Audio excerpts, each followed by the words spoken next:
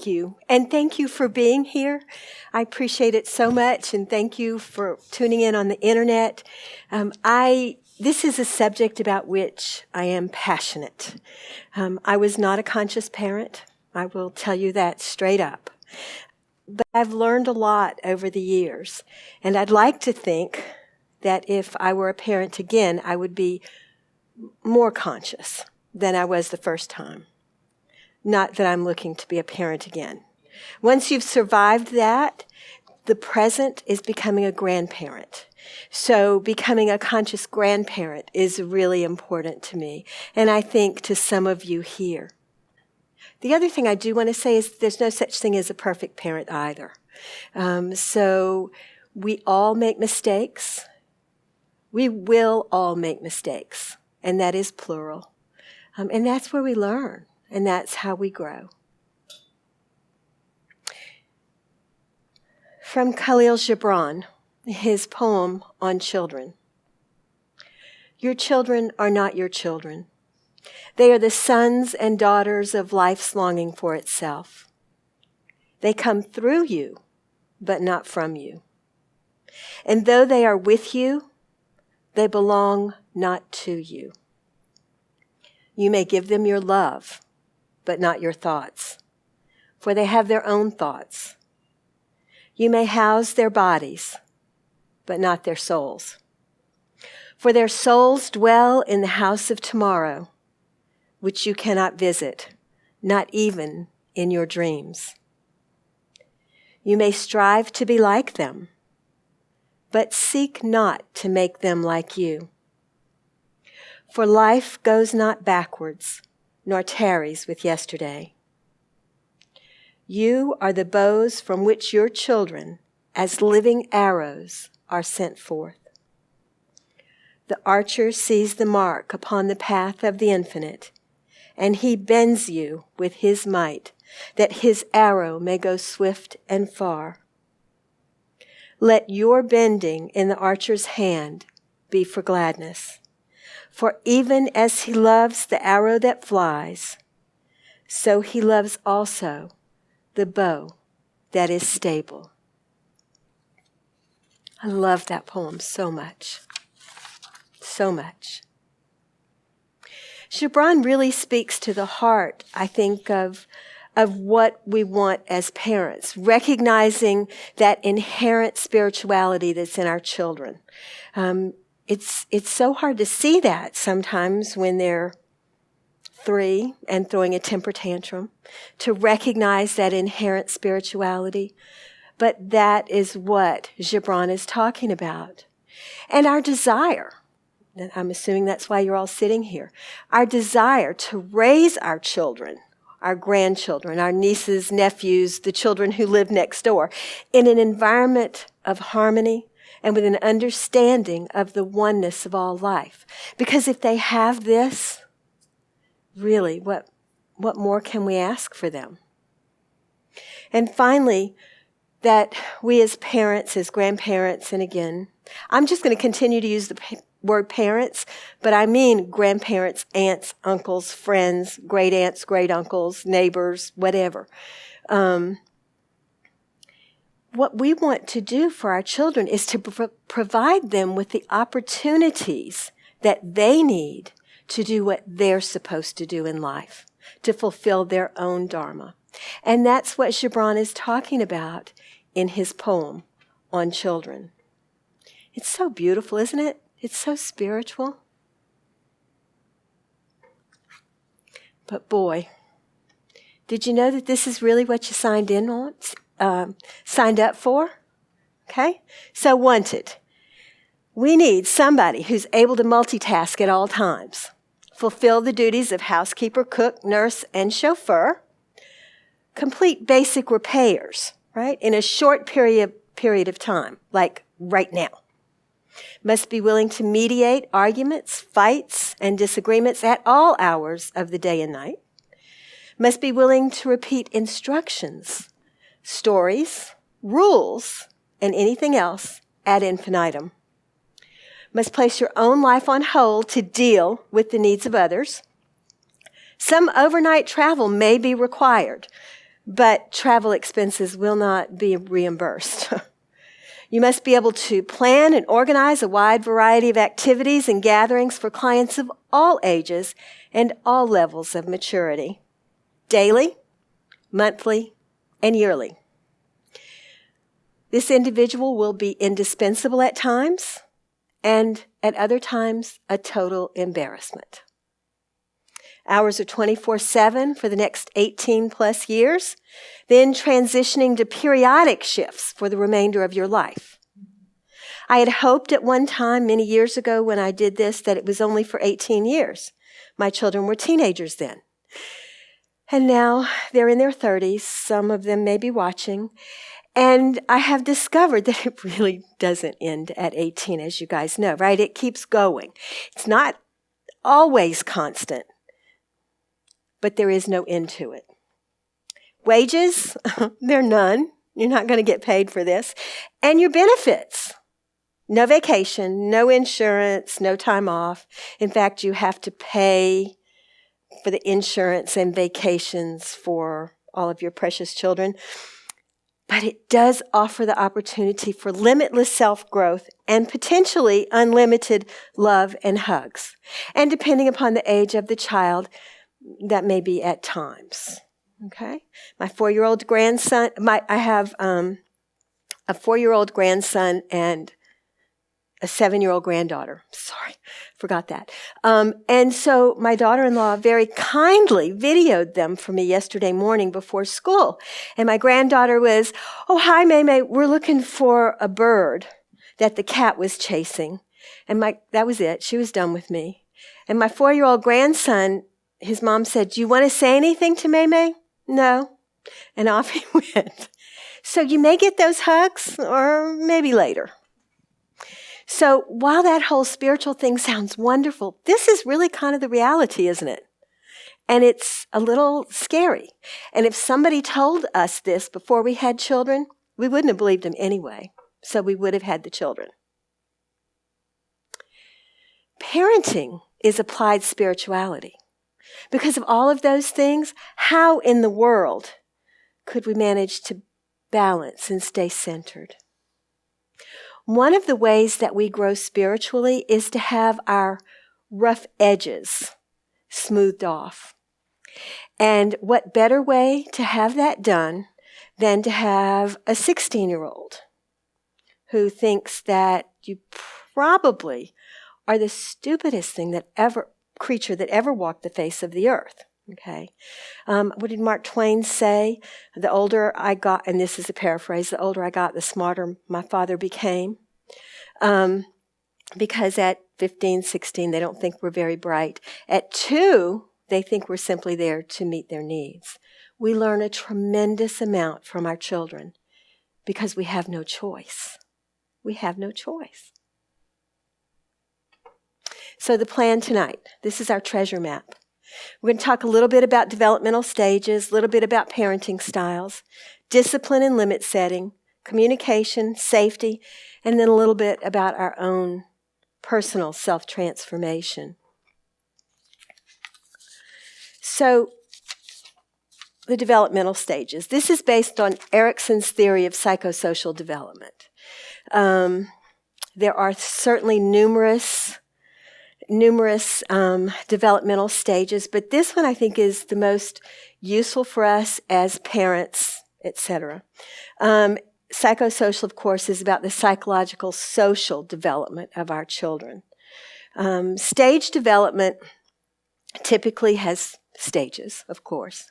And so it's identified with ages, but they don't really go.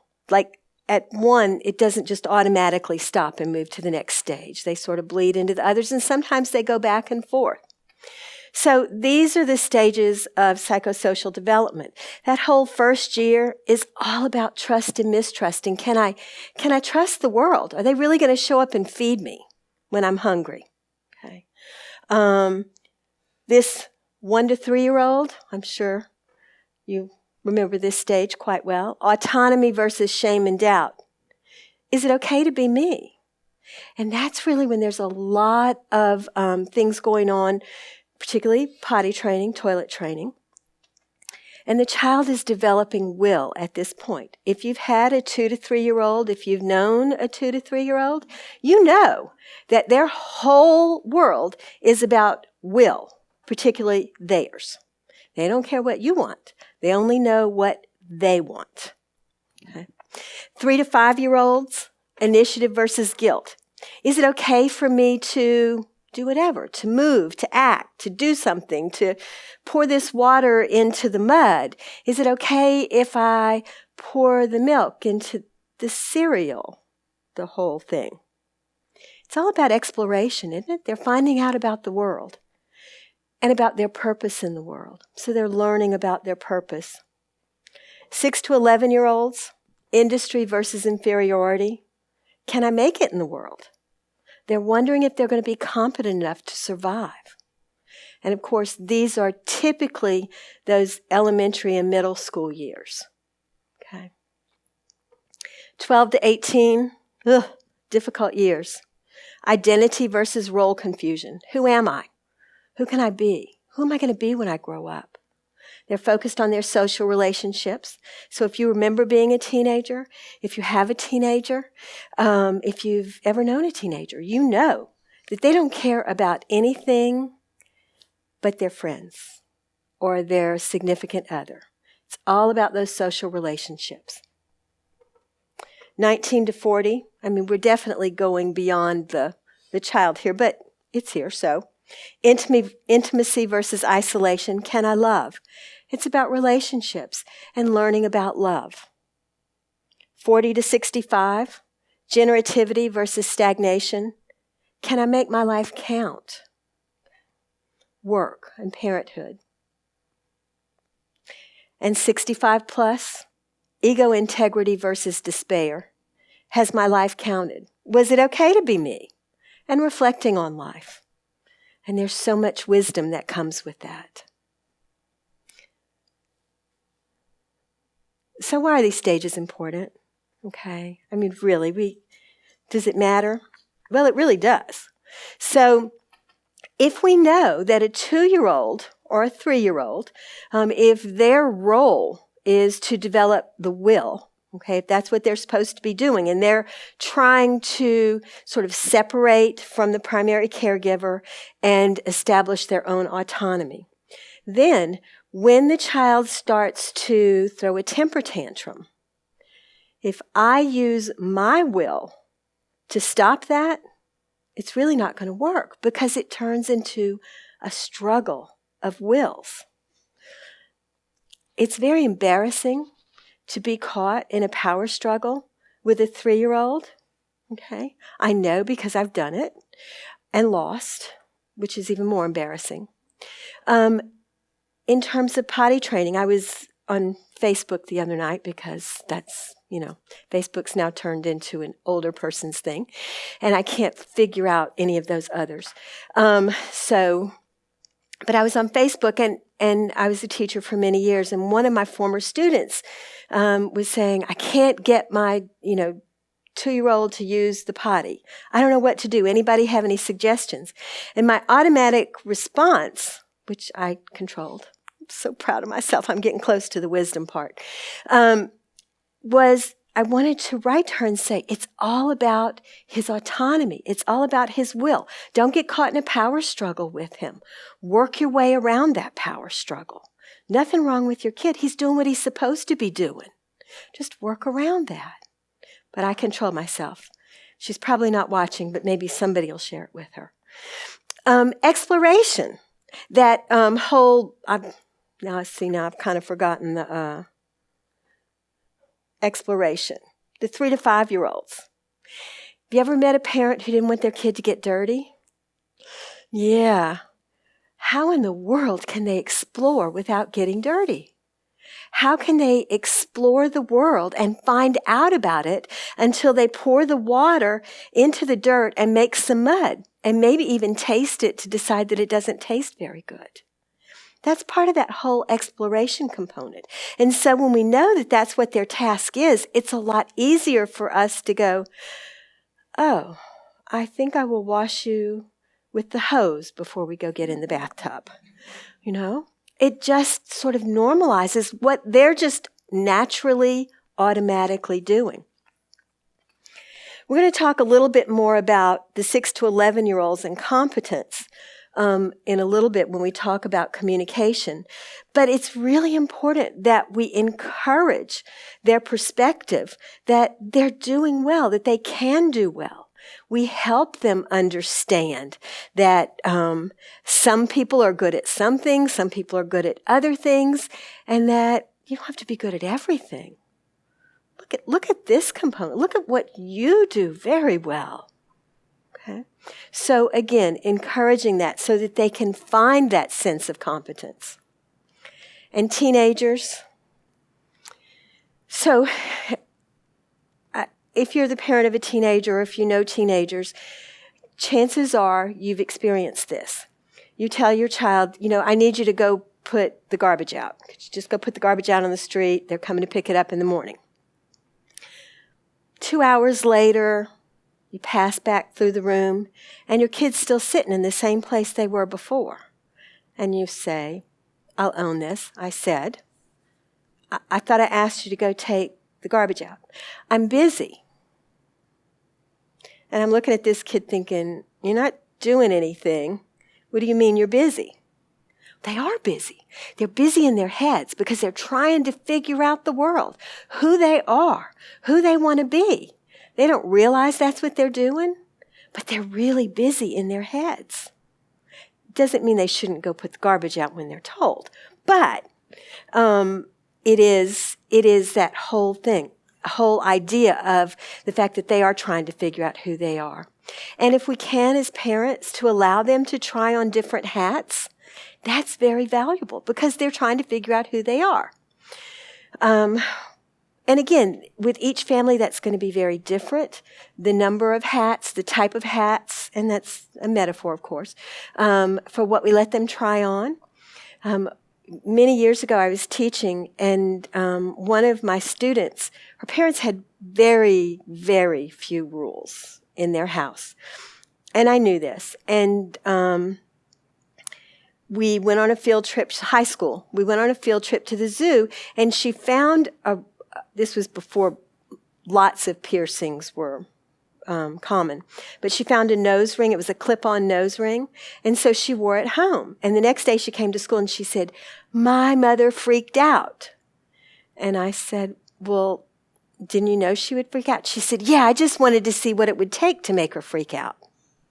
So she was going to push the boundary until she got her mother's freak out, her mother's attention. So that's what they're going to do. Again, being aware that they're going to push those limits. We haven't talked at all about cognitive development, but I do want to just mention that children are very, very concrete up until about the age of 12 or 13. And that's when they start developing the ability to think abstractly. So when you're dealing with younger children, it's really important to remember that. For instance, there was a child, and parents came and said, you have a half-sibling, and you're going to get to meet your half-sibling tomorrow. Well, the child panicked and freaked out because he was very concrete, wondering what half of the sibling he was going to meet. Okay? Again, you may have heard this story as well, but there was a little girl in the hospital, very ill. She needed a blood transfusion. The only one who had the right type of blood that could do it right away was her brother. And so the doctor went to the brother, and for whatever insane reason, and maybe this isn't even a true story, but it explains this whole idea. Said, this is a life or death situation. We need to take some of your blood to save your sister. He was like, okay.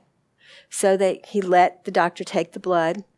And then a little bit later, he asked the doctor, he said, so when do I die? Because he thought that giving the blood meant that he would not. So again, recognizing that they're very, very concrete up until about the age of 12 or 13. That's why I taught high school. When you threaten a high school kid with bodily harm, they know you're joking. When you threaten a second grader with bodily harm, they go home and tell their parents. And you don't get to stay as a teacher much longer. Oh yeah, I thought you guys might enjoy this.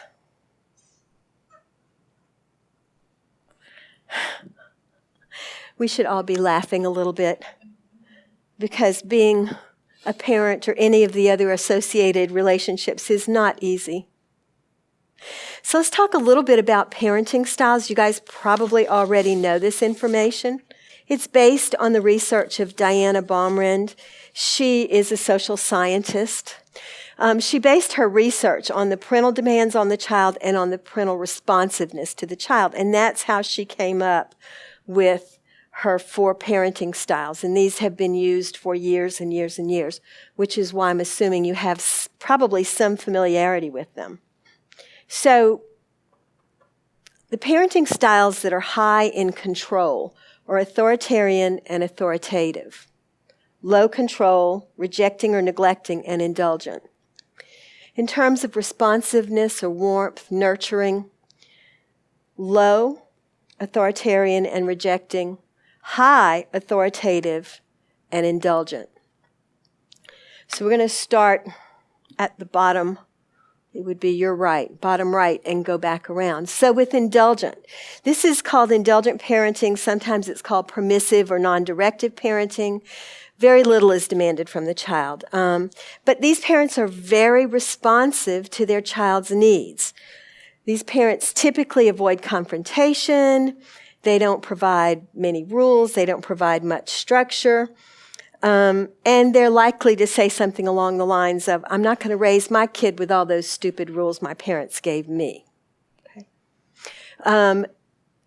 The issue with indulgent parenting is that expectations for the child may be low. The child may feel unsafe with a lack of boundaries and structure, because children need boundaries and structure to feel safe. Child may have difficulty making decisions or taking responsibility for their own choices. They may have poor impulse control. This kind of reminds me, you guys watch Harry Potter fans by any chance? Okay. This kind of reminds me of Dudley Dursley, the cousin, who would bounce on the stairs and make the sawdust fall on Harry's head. Rejecting or neglecting, it's really not going to talk about this one too much, but essentially these are parents who really just are not involved at all with their kids.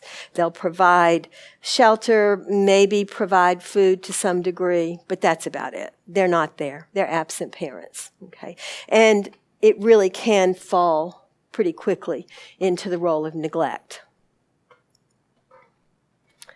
Authoritarian parents, you probably know some people like this. Highly demanding and directive, but they're not very responsive to the needs of the child. They're very parent-centered. It's about the parent. They tend to be very controlling. They tend to be very rigid in their rules and not willing to explain the rules. This is just the way it is. Don't talk back to me. They tend to use punishment rather than discipline when they feel a need to, and they often don't explain why the child is being punished. They don't trust the child to make good choices, so the child has no opportunity to make choices. This parent is likely to say, it's my way or the highway, young man, young woman. So again, the issue with this is potentially lower self-esteem, difficulty maybe with decision-making, may conform very easily. And I don't know about you, but we don't really want our children to conform and be followers so much. We want them to be making thoughtful decisions about what they're going to be doing. They may have difficulty with self-control because they've been so controlled for so long. And they may associate obedience and success with love, as opposed to associating love with love. And finally, the authoritative. authoritative parenting. This is the one that Baumrind really says is, and research indicates, is the most valuable for children. And my guess is that's the way that you all parent. And as grandparents, as aunts, uncles, friends, we can do some of this as well with children. Authoritative parenting expect appropriate maturity and cooperation. We provide nurturing and warmth. We show respect for them as independent and reasonable beings, because they are. But we also have standards that we expect them to meet. We're more likely to compromise when it's appropriate. Consistent rules and boundaries. Always. Willing to discuss rules with the child and maybe to compromise if it's appropriate. This type of parenting impacts the child's well-being academically, socially, and psychologically in a positive way. It promotes secure attachment, so they're not uncomfortable. They're securely attached and they feel comfortable reaching out to others.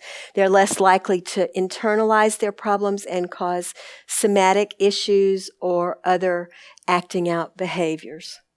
And actually, I found this quite interesting. Explaining rules has been linked to more advanced moral reasoning skills. So when we explain the rules, it helps children start to think about why rules are there in the first place.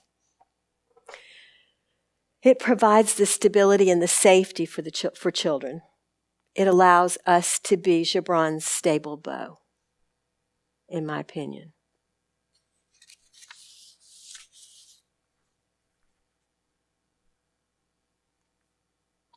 Oh yes, another.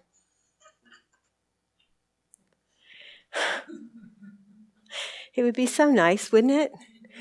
And I have to say congratulations to those of you who are here, because that tells me that you've either survived your children growing up, which is quite impressive. You were able to get a babysitter, okay, or you snuck out of the house and nobody knows you're gone, which is also very impressive.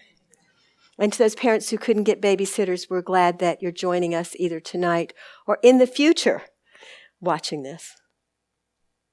So let's talk a little bit about discipline and limit setting. We are going to talk about little kids, but we're going to work our way up to the bigger kids. When we start with the younger kids and we're very consistent with it, it keeps going with them. Thank heavens. Clear and consistent rules and boundaries, that's the bottom line. So discipline. So Merriam-Webster defines it or tells us that discipline comes from the Latin word for pupil. So discipline is really about teaching our kids. It's not about punishing our kids. If my child misbehaves, even though there may be a part of me that wants to punish him, really what I want to do is to teach him how to behave appropriately. That's what I really want to do, especially as an authoritative, conscious parent. So we want to teach this to our children. Natural and logical consequences work very well for all children, but especially for older children and teenagers. And we'll talk about that in a few minutes. The consequences should fit the crime, so to speak. And choices are for younger children as we begin to teach them. We're going to talk about choices as well. Natural and logical consequences. You guys are probably more than familiar with these terms. So what the natural consequence is of it. Let me back up a second. No matter what we do in life, there's always a consequence, isn't there? And sometimes we like those consequences and sometimes we don't. So if I'm driving down the road and I'm being a really bad driver and I'm looking at my phone for directions and the police stop me, I'm going to get a ticket. Those are the consequences for looking at my phone in the car. Right? Kids also have consequences. So that's when we allow those natural consequences to happen, it's really important because that's how they're going to learn. So for instance, in 9th grade, my son did not like to do his homework. And I was really tired at that point of arguing over homework. I was just tired of it. 9th grade, 14, it's time to take responsibility, do your homework. Didn't do his homework.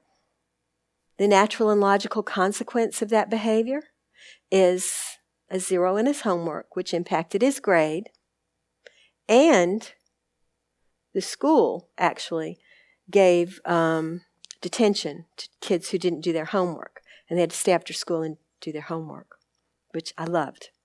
That's the natural and logical consequence. It didn't require that I do anything at that point. Now, when his grades fell, because he had 0s on homework, that's when natural and logical consequences also came into play. Another example of the natural and logical consequences. Missing curfew. Okay. Again, some of you are blessed with young children and you don't have to do this yet. Turn around good and it'll be here, right? I mean, it just shows up before you know it. So your child misses curfew. The natural and logical consequence for that is, I can tell that you're struggling with the responsibility of being home by whatever time you've set.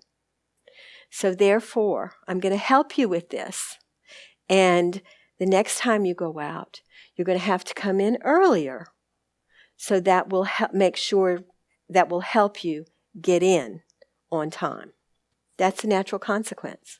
And the consequence fits the crime, so to speak. Had a parent one time, their child was really very smart, genius, probably, gifted classes, smart kid. But he didn't like to do his homework either. And so he didn't do it. So his grades were not good. So in the first 9 weeks, their school district was based on 9 weeks.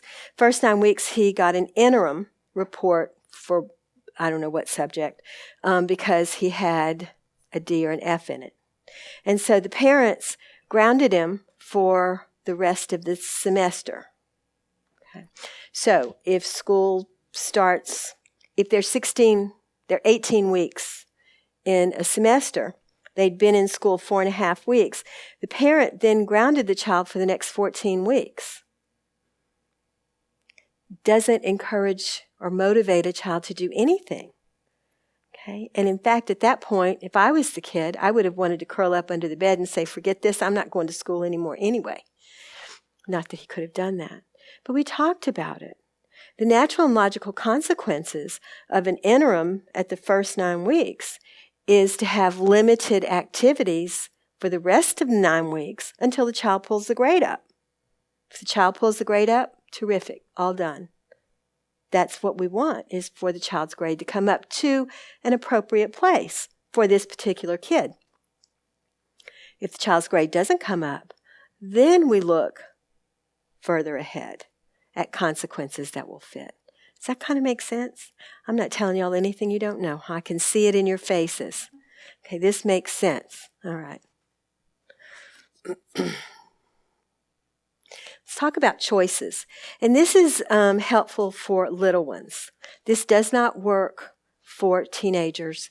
Probably not for those who are getting what are called the tweens now, the 11 to 13-year-olds. But this absolutely works with the little ones.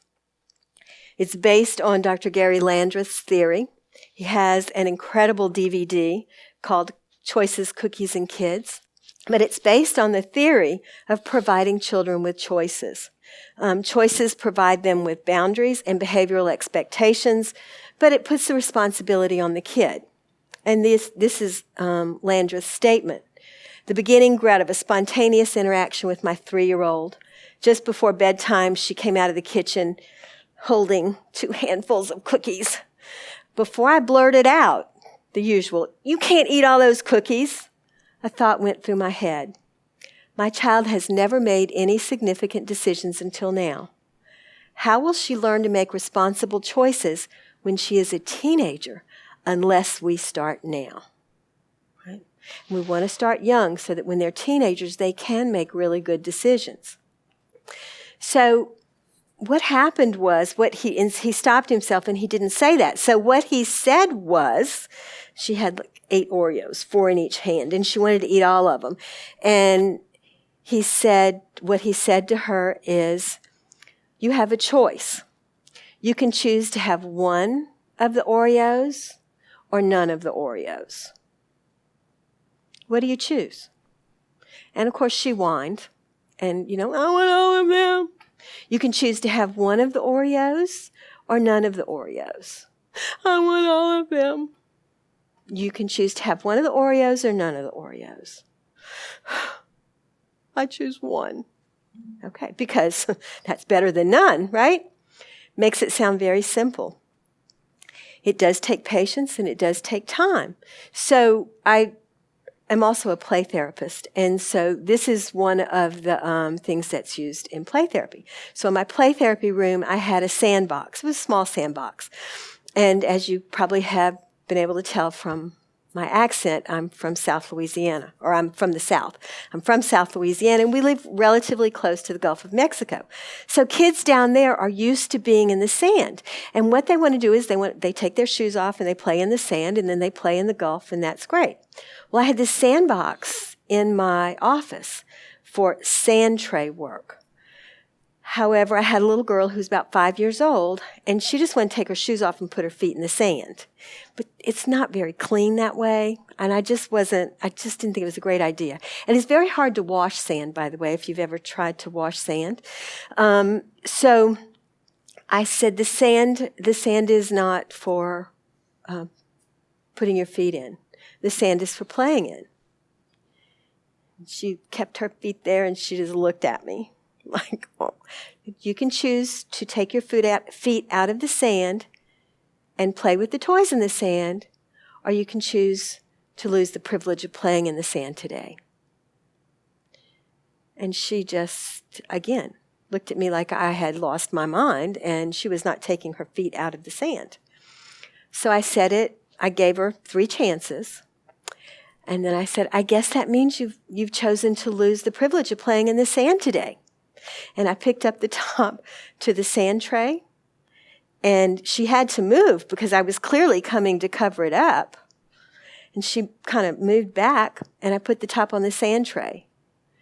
And she whined and she fussed, but she never again, in all the times I saw her, tried to put her feet in the sand again. It makes sense, but it takes patience.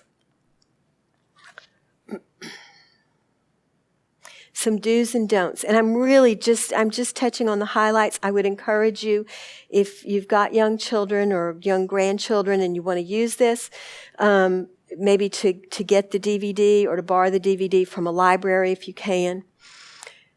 When you use this, use the word choice when you give the child choices, obviously. Okay? You can choose to do this, or you can choose to do that.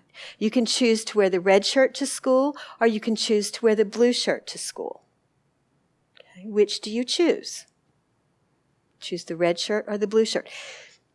It limits their choices, especially when those are the uniform clothes, maybe, and they really want to wear their unicorn shirt. And that's not an option. The choices obviously should be age appropriate. So when you're dealing with a 2, 3, 4-year-old, you only give them 2 choices. Now, if you're looking at an 8, 9, 10-year-old, you obviously want to give them more choices. Never offer a choice you don't want them to pick. It seems, like that should just be a given, but we don't always think about that. I had a parent one time who told her daughter, she was really mad at her teenager, and she said, I'm going to send you to boarding school. And the mom came to see me because she was so frustrated with this teenager, and I said, because the teenager's response was, I want to go to one in England. Of course that's what she said. She's a teenager. So I said to the mom, would you send her to a boarding school? And she said, no. I said, so why did you threaten her with that? She knows you're not sending her to a boarding school. Only threaten things that you're really going to do. and that you can follow through with. Again, not that I'm encouraging you to threaten your children, but if you do, because again, none of us are perfect and it will happen probably, make sure it's something that you can follow through with. Always be consistent.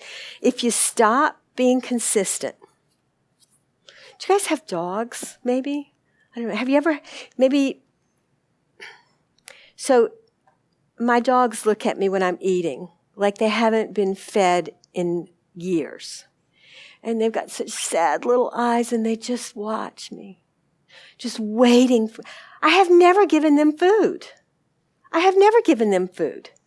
What do you think would happen if I one time gave them food off my plate? I didn't want to think about it. Okay, I didn't want to think about it. Same with kids. They're going to push and push and push. And if you one time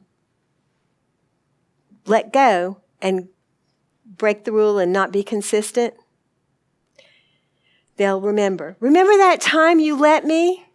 But Mom, remember that time? Dad, can I please? You said that one time.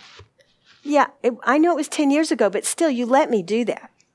Doesn't matter. They've got memories like elephants. Again, consistency and follow through. For me, this is the hardest part of being a parent. Coming home from work, tired, still having the evening things to do, and having to be consistent when the kids or kid or whatever is whining for something. Because all I really want them to do is just please be quiet and let me wash the dishes or put this away. And then we'll talk about it. Just go away. I mean, that's the reality. That's why this is so difficult. And then start small. Use it once for one thing. Don't suddenly give them choices for everything. But if there's one area, just move into it slowly so that they can get used to this whole idea. Yeah. Never look comfortable. No. Setting limits. So sometimes choices don't work. Sometimes consequences are tough, and we have to set limits. We just have to set limits. And again, this actually comes from Gary Landreth. He uses ACT, acknowledge, communicate, and target. So acknowledge the feeling, whatever the kid's feeling. Okay, so the kid is refusing to choose a red shirt or a blue shirt and is throwing a temper tantrum to wear the unicorn shirt. Okay? And so because they are throwing the tantrum to wear the unicorn shirt, they're starting to throw things. I'm sure my kids are not the only ones in the world who threw things when they got mad. So, let me clarify. All feelings are acceptable. Feelings are fine. It's what they do, the behaviors that come with those feelings that may not be acceptable. It's okay to be mad. It's okay to be furious. But it's not okay to hurt yourself or someone else when you're that angry. Validating those feelings help children to be heard. It also expands their feeling vocabulary. And it helps the helps the child identify how they're feeling because they don't always know depending on their age. And it may help them calm down faster.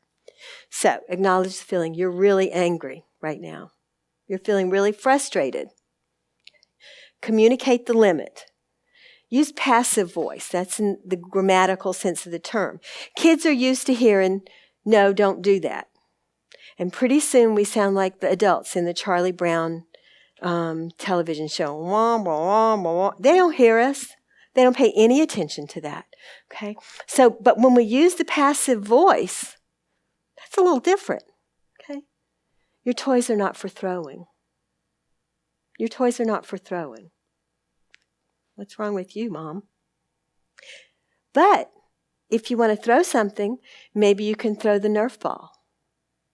Maybe you can throw the Nerf ball and see if it makes it into the basketball goal. So target an acceptable alternative, whatever that is. Okay. Older kids, you may want to give them 2 or 3 choices and options. it really is as easy as it sounds. Okay? You're really angry or you're really frustrated because you can't wear your unicorn shirt to school. Toys are not for throwing. But if you feel like you need to throw something, you can use the Nerf ball and throw it. Because we know the Nerf ball is not going to hurt anything. Don't let them throw a golf ball in the house. It's not a good idea. Been there, done that. So, for example, my grandson loves his cars so much, but he gets frustrated sometimes. And when he does, he'll throw the cars. So the language is, you're feeling frustrated, but cars are not for throwing. Hurt the car, hurt something else. You can throw the Nerf if you want to throw it at something. Or sisters fighting, right? Sometimes children fight with one another. I don't know if you know that, but they do. So if one of them hits the other, you're really mad right now. But people are not for hitting. Your sister is not for hitting. I'm not for hitting. Whatever that works. You can hit the pillow if you want to hit something.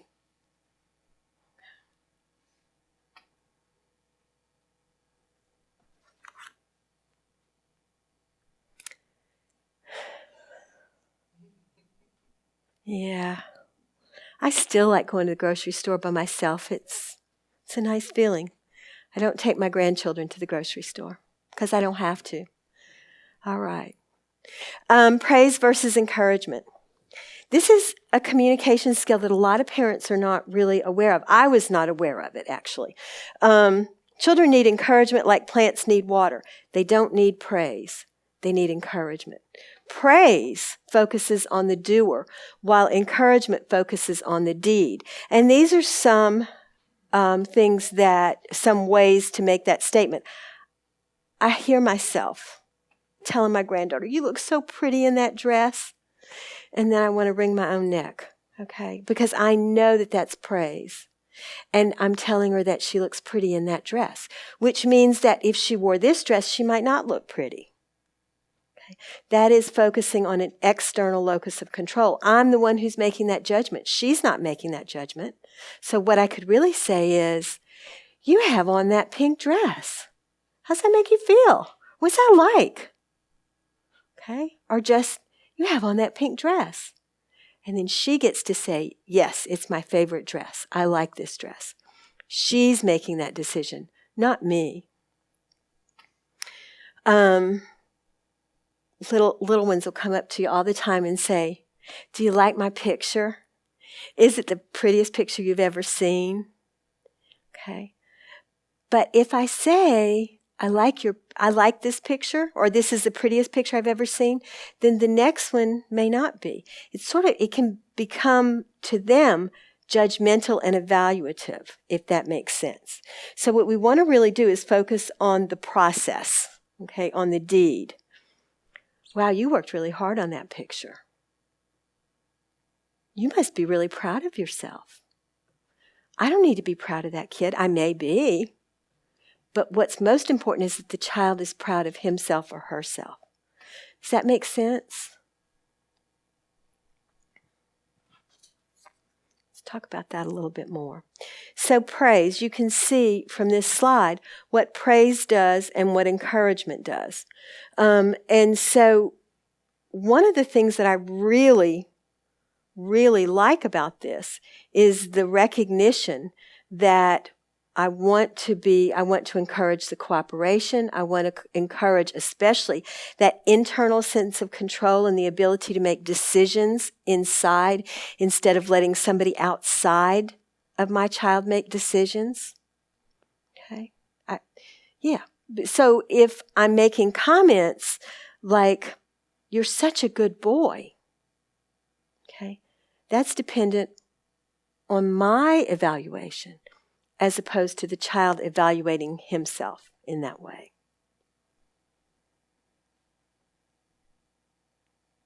Okay. I'll tell you, you can Google praise versus encouragement and come up with these and any number of suggestions on how to do it. One of the things that I saw, or one of the things that learned is that when you're thinking about praise versus encouragement, because it's really hard, and nobody does encouragement 100% of the time. Nobody.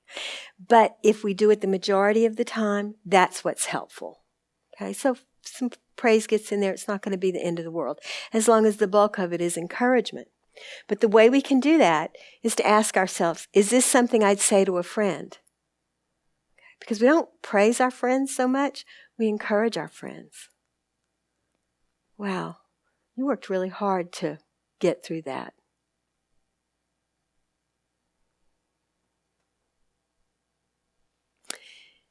Especially for younger children, we need to help them expand their feelings vocabulary, which is why when we're setting limits, you're feeling very whatever at this point. We're able to expand those feelings. Most little ones only know happy, sad, mad, and scared. That's what they know.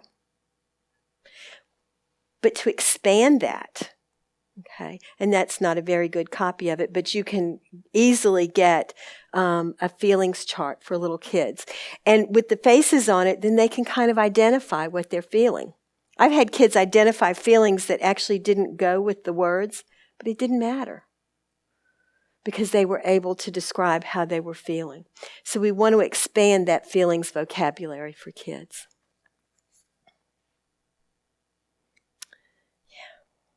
Teenagers. Yeah. I statements. I'm going to do this very briefly. I statements are so wonderful. I used to teach these to high school students when I was working in the high school.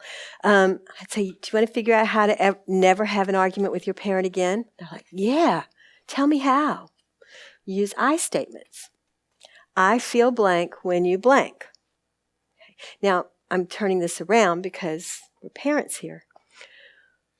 When a kid misses curfew, or they don't come in when they're supposed to, or whatever, we get mad, don't we? And the more frightened we are for our child, the madder we become. Because anger is a secondary emotion that covers up feelings that make us feel vulnerable, like fear.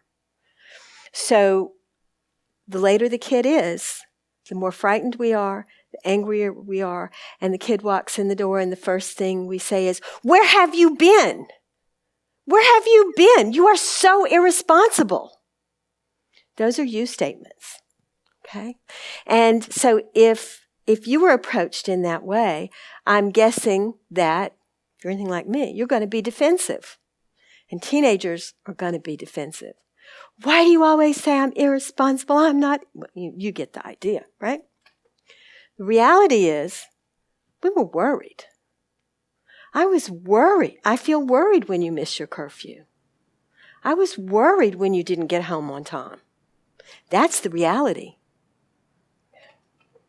I feel hurt or sad when you talk to me like that.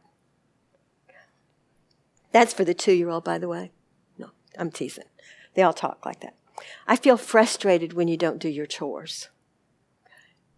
I statements, so simple and yet so wonderful. They can actually be used probably with other adults as well, but I'll just leave that one. Someone asked me one time, am I ever going to be able to win an argument with you? I'm like, probably not. I use I statements. You can't argue with that. Okay, it's all about me. It's not about you. I feel angry when you, whatever. Can't argue with that. And it's true. And it's honest. Okay, this was not there, but I cannot go beyond this. I cannot end this without talking about body safety. For a number of years, I worked with children where there were allegations of abuse. Okay, physical abuse, sexual abuse, and so on. So just a couple things. I feel I can't not do this. I can't go to sleep tonight if I don't do this. So making sure, and especially, and it doesn't matter the age of your kid. Certainly starting younger helps and works, but you can do this at any age. Let your child know that his or her body belongs to them. Okay? Belongs to them. Don't make your child hug or kiss somebody or even talk to somebody if they don't want to. Okay? Because when we make our children, oh, go give grandma a kiss, it's going to hurt her feelings. That negates the child's possession of their own body and says that what grandma wants is more important than what the child wants. And that is not true. Okay? It's not true. And if grandma gets her feelings hurt, grandma needs to grow up. Okay? And you can explain it while you're doing this. You can talk to your kid about safety no matter what their age is. Well, as long as they can talk, obviously. Okay? So, secrets versus safety. We don't want children to... Secrets versus safety. Secrets, it should say surprises. I apologize. Secrets versus surprises. Okay?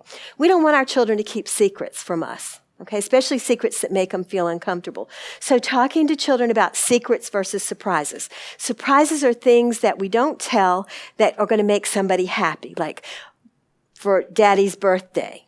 Okay, we have a surprise for Daddy's birthday. And we're not going to talk about that. We're not going to tell Daddy about that. But that's a surprise that makes him feel happy. Secrets are things that people ask us not to say and make us feel uncomfortable. And if you ever feel uncomfortable about something, it's okay to tell me or to tell Daddy or to tell whoever you trust, grandma, whatever, your family. Talk to them about secrets versus surprises. Encourage them to listen to their intuition. If they're uncomfortable around somebody, listen to it. They don't have to be rude, but they can make sure that they're staying away from that person and to let you know that they feel uncomfortable. Use anatomical names for body parts. It's so important because when we make up cutesy names for body parts, which many people do,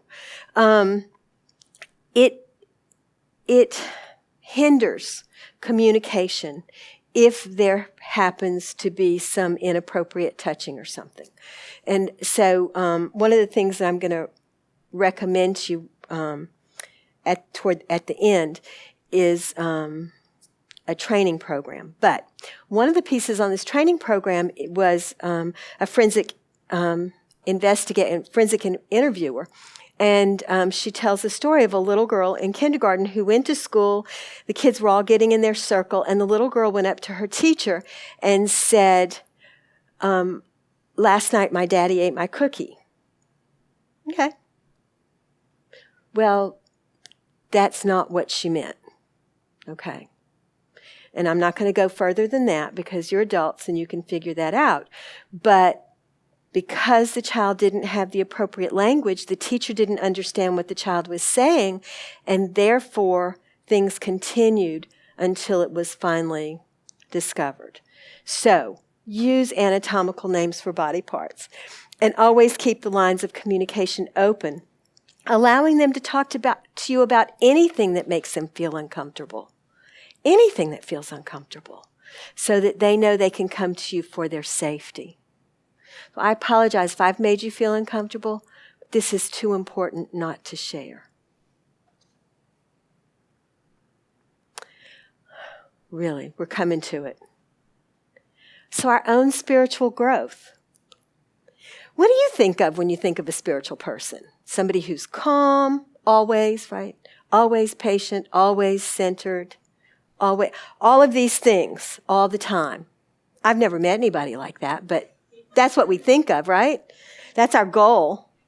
Dr. Margaret Paul said, if you want to be a spiritual person, then let kindness be your guiding light.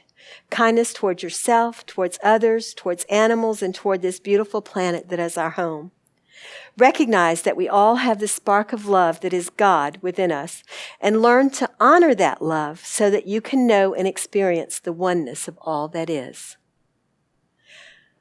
I cannot think of a better way to learn calmness, patience, being centered, being kind, being loving, being non-judgmental, and learning wisdom than to be a parent. Because it is required of all of us. And every single day, our children push us to learn this. Nobody becomes a spiritual person overnight. It's always a process. And our children and our grandchildren. Okay? So when I keep them, I still can lose my temper and have to go back to these things. Okay?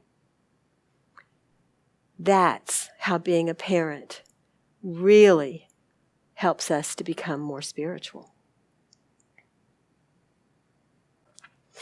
So the DVD by Dr. Gary Landreth is called Choices, Cookies, and Kids. Cannot recommend it highly enough. There is an author. Her name is Shefali, and I don't know if I'm pronouncing it correctly, Tsabary, Tsabary, and she's written books on conscious parenting that are very, very helpful and useful. Shefali Tsabary, but conscious parenting, or the conscious parent. Okay.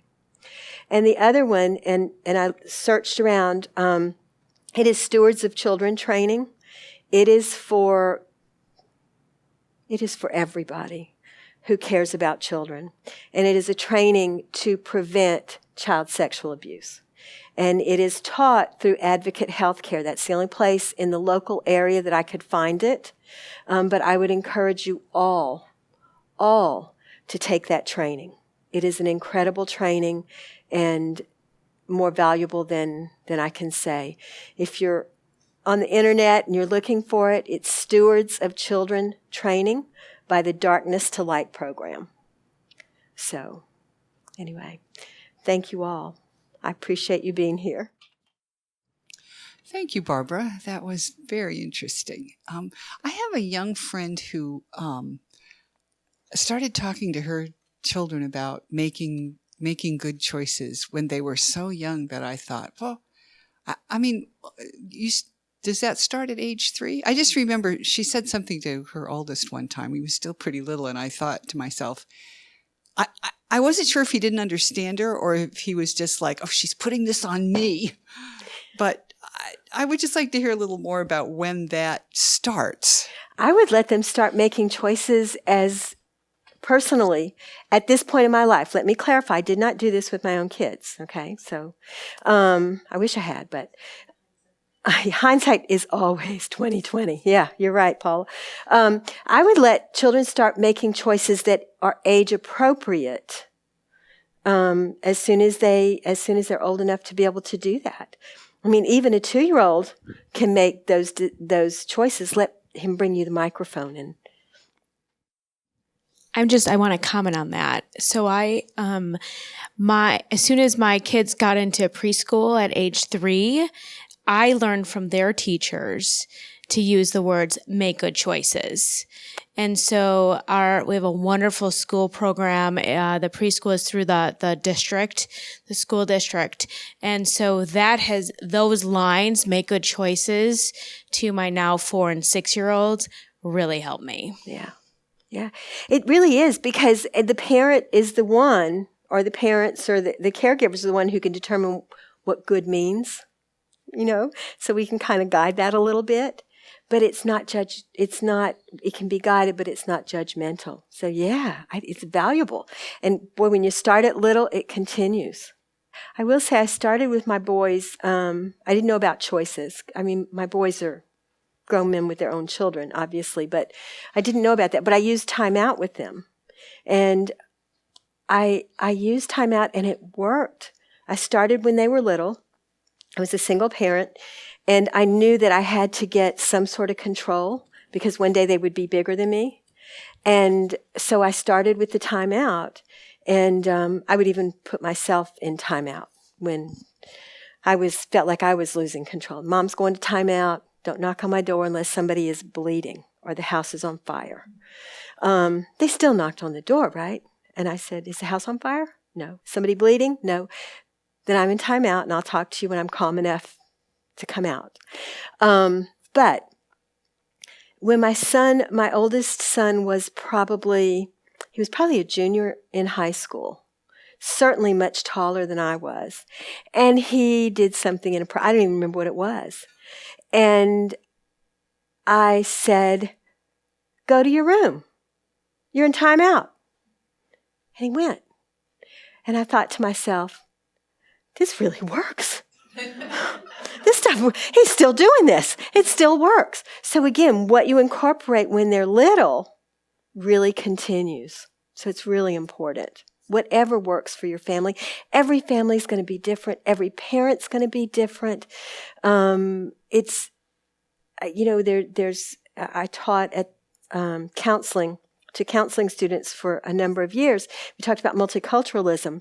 My opinion, there are very few things that are more multicultural than a family that comes together, because you have two parents who come together from very different backgrounds. No matter how much they seem alike, they're just not. They come together and then they form a third culture, which is their family. And it's really not easy to do. So everybody's going to be different. Yeah. So thank you for that. I will try to use this at home with my children. Right now my 6-year-old, she just turned 6, and then the 4-year-old is following footsteps. So the older one is the leader. She's the girl. The younger one is the boy, and he's the follower. And so we are experiencing something. It's very hurtful. So they say, our 6-year-old will go and say, "I hate you," mm-hmm. or "I don't like you, Dad," or something. And he just got in the door. Mm-hmm. And it's hard for us.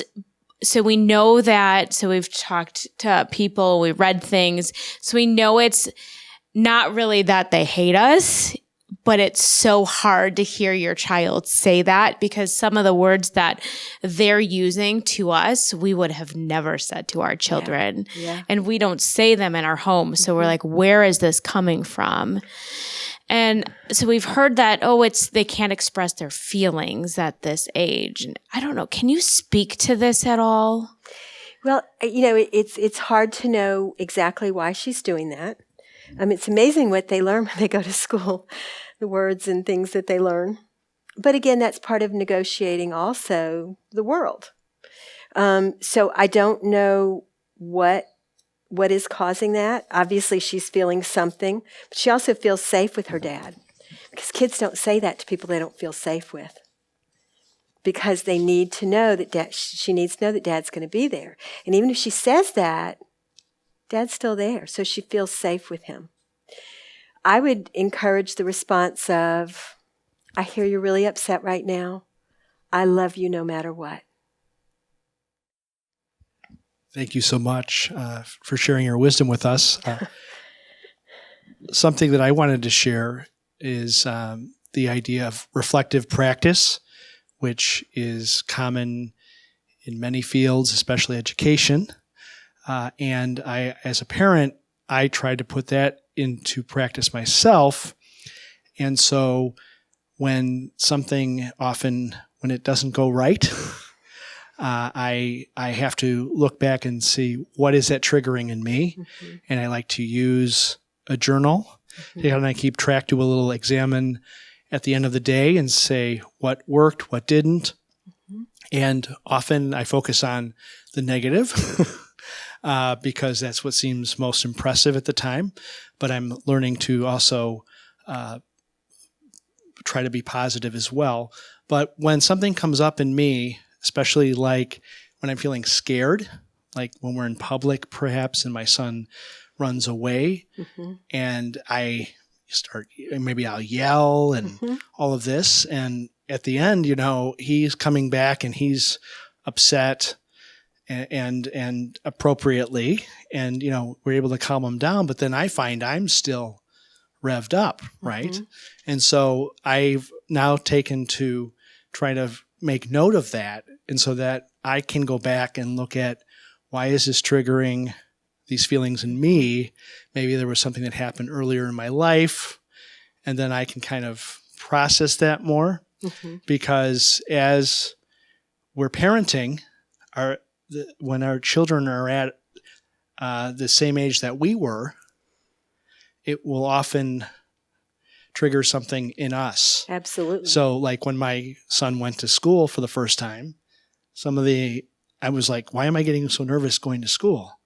well, yes, I wanted him to do well and make friends and all of that, but maybe I realized that feelings were coming up in me that connected to my first day of school. That were yours, not his. So, absolutely. So what I'm getting at is, that there are reasons why we have these feelings coming up as parents in reaction to our children. And I would just encourage you maybe to keep note of that and encourage kind of reflective practice, which might be helpful. And that's a really great idea. And I'll be really honest. If I tried to sit down and journal at the end of the day, I'd be asleep before I got 2 sentences written. But that doesn't mean that the reflection can't happen in some way. Some people find tremendous value in journaling. Some just by writing some notes. Some talking into it. We talk into our phone and let it transcribe for us. That's amazing to me. Or simply just thinking it through. Wait, my buttons are being pushed. What's this about? And it's almost always about the safety of our kids because we love them so much. So thank you. Thank you. A friend of mine gave me a book several years ago, and I gave it back to her the next day and said, I have to have my own copy so I can mark it up. And it was called The Highly Sensitive Person. And if you have a child who seems oversensitive, Elaine Aron is the name of the woman who wrote it. I cannot recommend this book enough.